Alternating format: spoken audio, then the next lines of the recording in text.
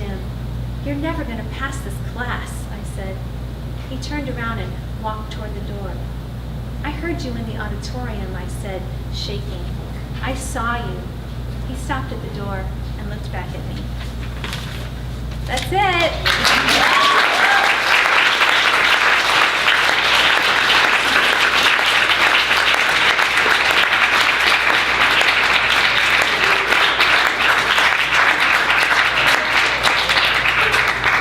Despite the gap, it was wonderful, and that worked out great. I think it was like 12 minutes, so that worked out. All right, and thank you to William for going over and telling Vapor Joe's to turn the music down. So that's awesome. All right, so let me give away another raffle prize before our third reader comes up. So reminder, you got the tank top I made at 7 o'clock in the morning yesterday, the 60 French girls singing or something, the 2002 United States Mint Proof Set, Sexy Cowboys 2014, and House Season 3. House MD Season 3, I'm sorry. All right.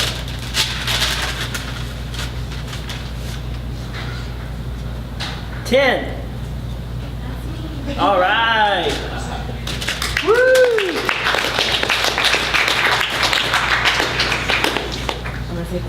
All right. It's like art. It's almost art. All right. Our next reader, Dobby Gibson's first book, Polar, won Alice James's book's Beatrice Halley Award. He also won the Whoa It's Cold 2012 Ice Maze competition for building the world's biggest ice maze. A 12,856 square foot maze built last winter in Minneapolis, Minnesota. He's the author of 2 other poetry collections, including most recently It Becomes You from Grey Wolf Press, which features 96 pages, each weighing approximately 1/1600th of an ounce. The Ice Maze featured over 2,100 blocks of ice, each weighing about 300 pounds. He is currently a visiting professor here at the University of Texas, where he's thawing out quickly. Let's welcome Dobby Gibson.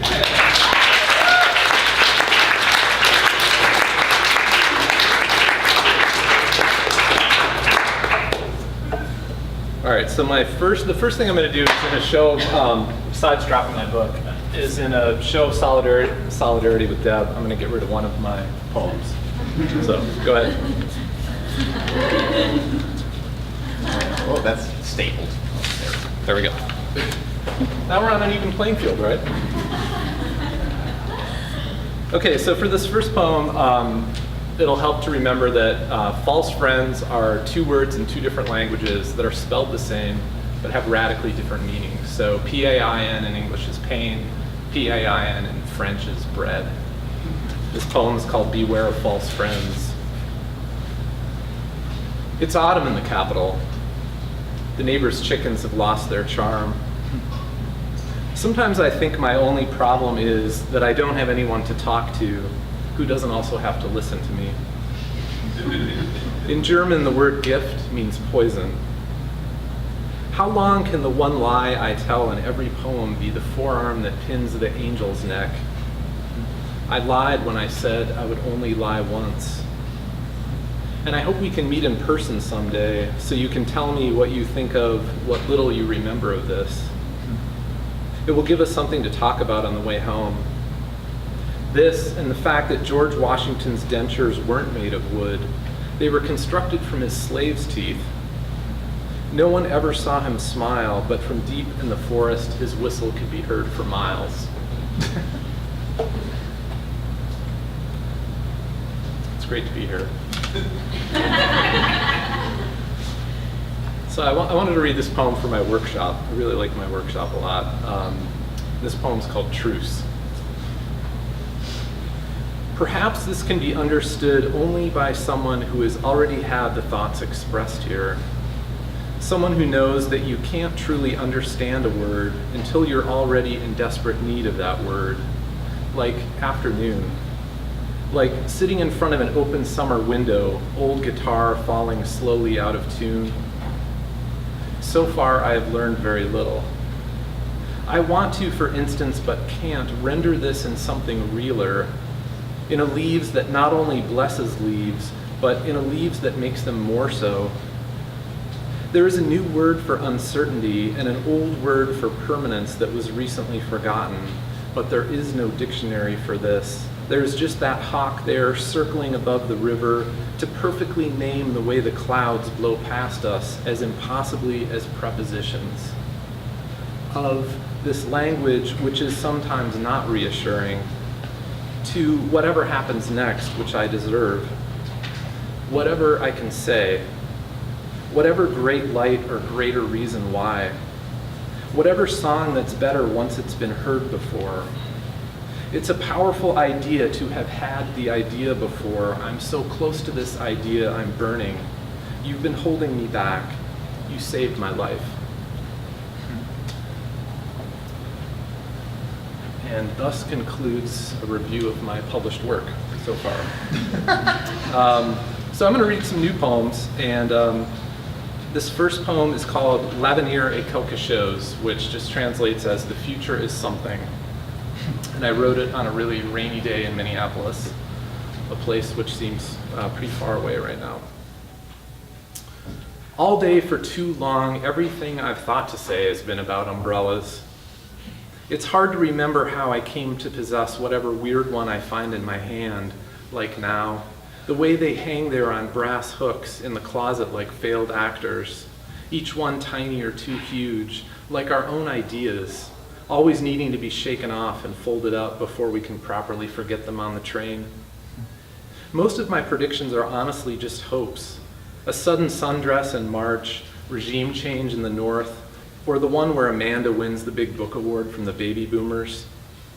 There's that green and white umbrella the cereal company interns handed us outside the doomed ball game, the one just for sun, the one with the wooden handle as crooked as the future we reach for whenever one of us needs a stand-in for a dance partner. You once opened it in the living room so Scarlett could have a picnic beneath something that felt to her like a tent, as it felt to me like my prediction we would live forever was already true. When I want to try to understand now, I tend to look up and sometimes spot nothing more than 1,000 pinholes in black nylon.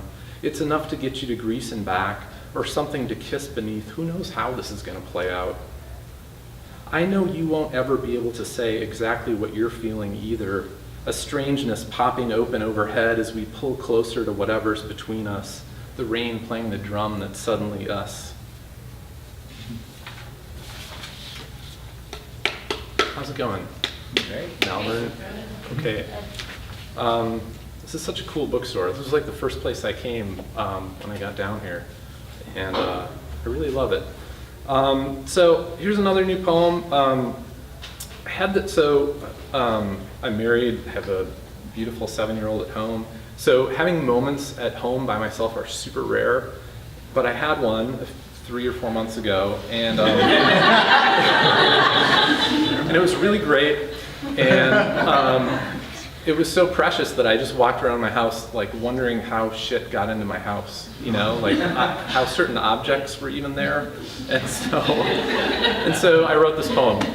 It's called Poem for an Antique Korean Fishing Bobber. Little glass planet, I like picking you up. It feels as if I'm holding my own thought bubble, one blown molten with a puff of some craftsman's breath. Is it still inside you? You are a beautiful bauble. It's hard to imagine anyone hurling you into the sea, but at some point we all have a job to do. I think of the early mornings and storm warnings you braved just to find the village dinner. I don't remember carrying you home on the plane from Seoul, crew dozing behind the cockpit door, autopilot engaged. What were they dreaming of? I don't even know what shore you washed up on, Busan, Incheon, Samchuk. Are you glad we made you a home here so far from the sea is a question I have but won't ask, fearing your answer is the one I never want to hear. I love how perfectly you fit in my hand, at first cold, and the way the morning looks through you, as green and cloudy as an unknown I no longer have to fear. But I wouldn't want to be held up to the light either, not because I'm a monster, but because I too am transparent and trusting, mistaking both for the truth. Beneath our lives there are sordid undulations and embraces brief and sweet, a nearly invisible line connecting us to the fleet, every breath worth saving. Like the sip of air inside us full of an old sea's grace, or the one ancient word filling our lungs that once released back into the wild will finally set us free. It's like the perfectly timed blast of air conditioning. Part of my stage show. Okay, so here's another new poem. This is called Receiving Line. It's the little things that count. The way to spell daiquiri, or knowing to wait for the queen to offer her hand before extending one's own. Don't even think about the way it feels to reach into the tub suds, desperate to find the soap. I only have to close my eyes to find the darkness that guards the facts of my illuminated world. A hummingbird beats its wings 12 times every second. There's one such fact for everything I've decided I love, and to consider each fully requires observing a moment of silence, of the kind that occurs only after the waiter drops his tray of plates. I'm trying to remember my training. I'm trying to acknowledge each moment and then file it forever, like a royal withstanding her own receiving line. There's an official in white gloves demanding we move along, and an empty road through town that silently does the same. There are 7 positions to the slide trombone, the instrument that gave me a place on stage in exchange for looking ridiculous. Even as my horn announced a great arrival, it mourned. My horn mourned for horns. For the giraffe, who, upon birth, is dropped from a vagina 6 feet onto the baked savanna. Tigers lurk behind every tree, like the demodex, the tiny creatures who live in our eyebrows for our entire lives. Even now, as you stand squinting before the shopping mall's harvest of parking, wondering what strange shiny thing you dare to call your own. So are there people here who were Matt Hart's student a couple years ago? Or is that time past? Okay, we're gonna skip that one. That'll mean nothing to you. We'll wait until he visits, and then we'll bring that poem up. Okay, so this poem is called, let's read this one. This poem is called Blink. My daughter is reading about mummies again. She loves the part where the priest pulls the brain through the nose with a hook, stuffs the eye sockets with sawdust, lines the coffins with curses. Like, as for all who read this, you shall be cast from the kingdom with pockets full of sand. You don't have to list what's missing to know you've been robbed. Only sense the tiptoes as the furniture is arranged and put back before you wake. All our treasure in the cloud. Clouds who hold nothing for long. Clouds who aren't even content to remain clouds. They're like farm kids constantly moving east, vanishing into a new set of opinions we don't recognize, in places they're pulling oil so deeply from the earth it quakes. All that treasure in the cloud. Clouds engineered to never rain, an untaxable haze that's neither New York nor old, as untouchable as mummy memory. The jackals so hot and homesick they stumble weeks across the desert, losing half their weight. The eyeless creatures who will outlast us, dozing miles beneath the sea, never to know or need light.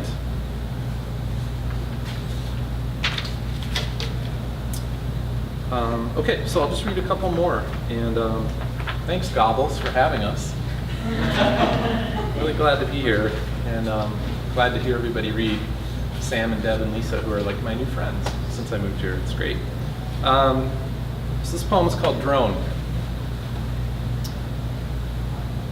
Isn't this the life? Weren't the whitest feathers feathering the young?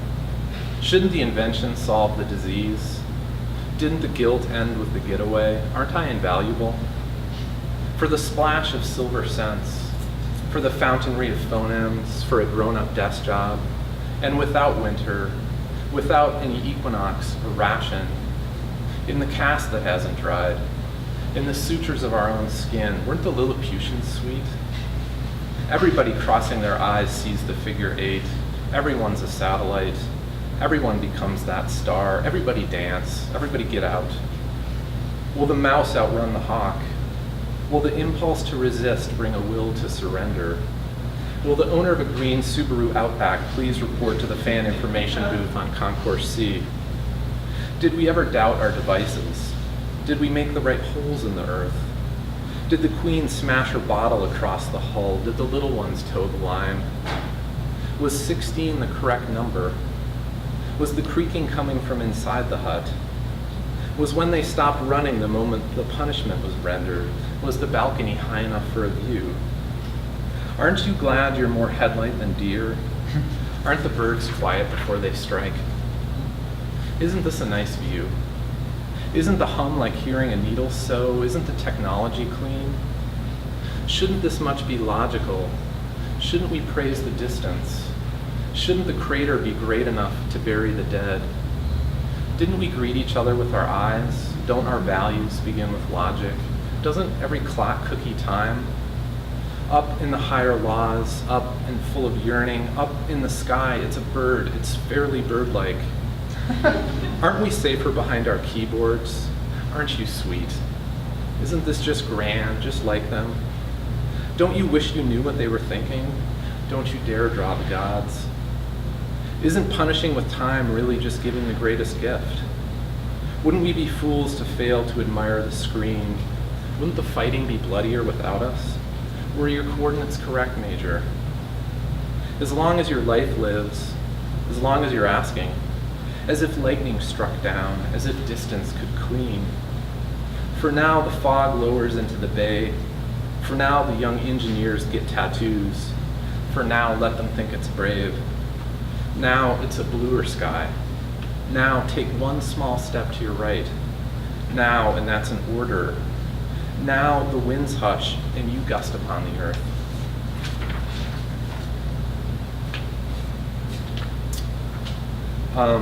So this was like a few days ago. I just wrote this poem at Quacks. And I had been re-exposed to this Robert Louis Stevenson poem for kids called Bed in Summer. And because I'm from Minnesota, I like instinctively knew I had to write the opposite poem. So this is called Bed in Winter. First thought, dark thought. No light, no loons, so soon a truer sleep returns, one intent on satisfying its own cravings. We dream the moon right back into being. It snatches back the role the sun mistakes to be his. We doze and don our moon glasses. We reach for one another's backs and slather on the moon screen. Here comes the moon, sings the radio, as we spread our towels over the beaches to catch some beams. Great ships ghost the horizon before vanishing at lights out. Among the trees, cobwebs reveal themselves to be ladders spun from silver. A new shift of animals is taking over. There's a great clearing overhead as we prepare to rise and assume our place in the sky. No one can speak. There's too much to say. We're evolving neither from nor toward this nothingness. Our eternity has simply arrived, but will any of us remember it later? As the sun finally fights back, our children grow weary of their own thoughts and rub their eyes, pushing their stuffed dogs away with their feet. We're floating homeward. We're never more than nearly awake. Thanks.